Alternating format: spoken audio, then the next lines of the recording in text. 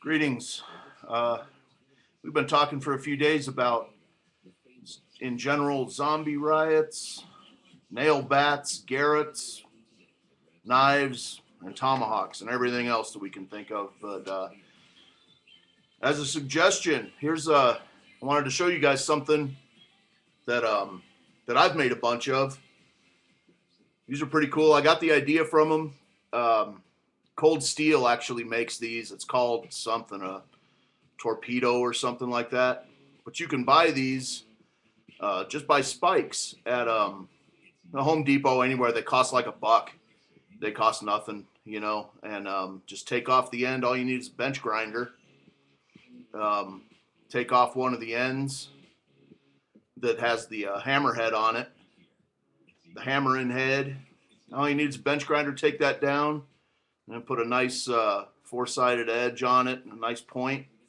And then in the middle, it's just got a handle. This happens to be made out of some leftover this stuff, plastic dip.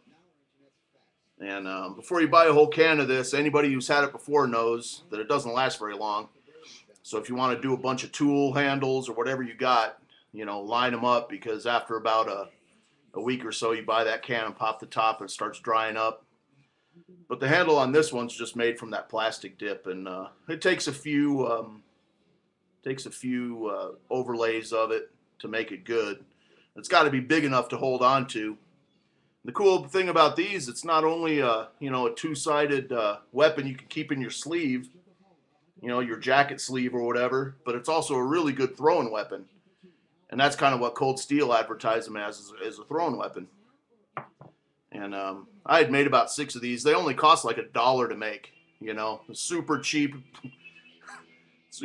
zombie rioting weapon right here. And you can either throw them if you know how to throw a tomahawk, you know, like, you know, we do. We were talking about that the other day. Throw a tomahawk. You can do a end-over-end throw, or you can do a football throw, a spiral, and it will slam through some 1/4-inch plywood really easy. That's a cool idea. Shoot, I got 6 of these, and it costs like $6 to make them. Hey, if you want something to have around, they're pretty cool. But the plastic dip, you know, I got this other thing, if I can find it.